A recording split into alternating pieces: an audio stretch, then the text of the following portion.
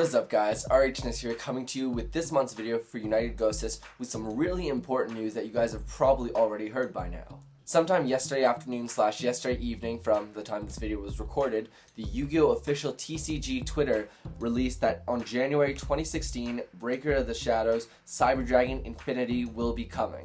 Use your opponent's monster to negate his other card. Now, there are a lot of things that are really interesting about this. First off, we have an official release date and confirmation that Cyber Dragon Infinity is going to be coming to the TCG, and that changes a lot about the game, which is what we're going to talk about today.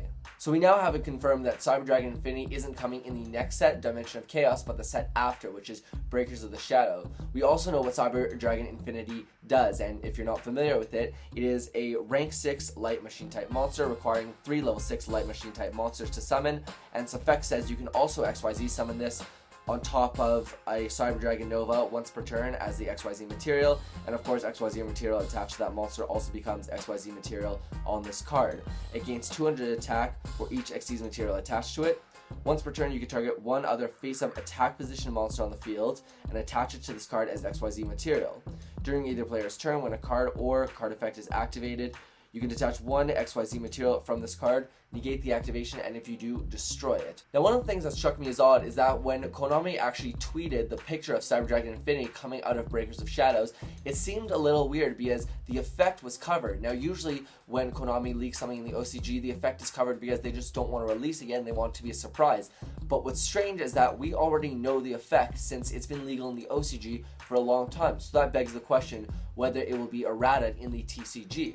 Now, the possibility of a neuter or an errata before it comes to the TCG is rare, but it's definitely not unheard of. If you guys remember Evagishkis back in the day when they were in OCG initially, they were really broken. There were a ton of disgustingly degenerate loops that were eventually neutered before they were actually released in the TCG.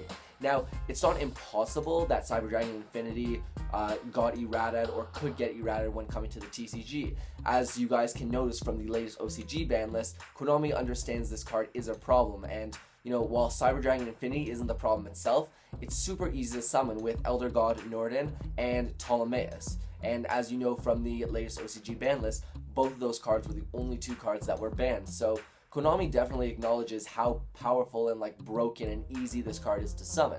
With all that being said though, Cyber Dragon Infinity isn't the problem card. The problem is that in the TCG we have 3 instant fusions to bring out 3 Nodens that can be used to make 3 Ptolemaises, and then so on turns into Cyber Dragon Nova, which then turns into Cyber Dragon Infinity with 2 to 3 materials on it. But this announcement isn't just going to affect the gameplay. As you guys know, there are other elements of the game, including the Yu-Gi-Oh! Market, which, as you guys know, if you don't get the cards before the hype, you might not be getting the cards for very cheap.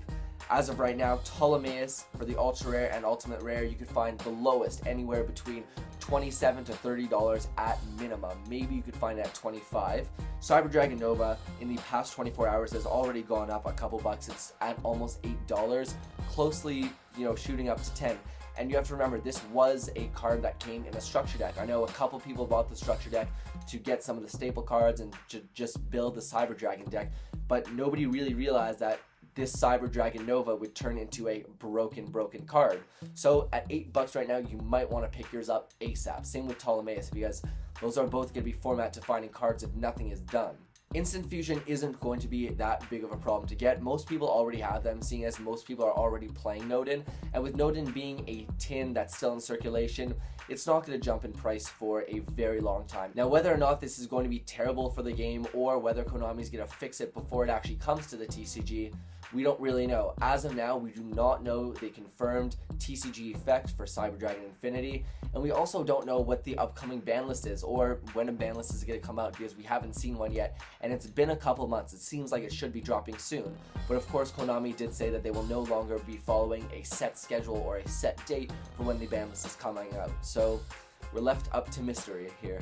But with all that being said, let me know what you guys think of the recent announcement of Cyber Dragon Infinity coming to the TCG. Now, it's not a tin promo like Nodin, so not everyone's going to have access to it. It's going to be a really expensive card, whether it's a secret or ultra rare. I'm sure it's going to be short printed, so it's going to be hard to get your hands on, so we'll see what it does to the game. Also, while you're down there, don't forget to give this video a thumbs up and subscribe if you haven't. I'm RH Nisker from United Ghostes. I will see you guys next time.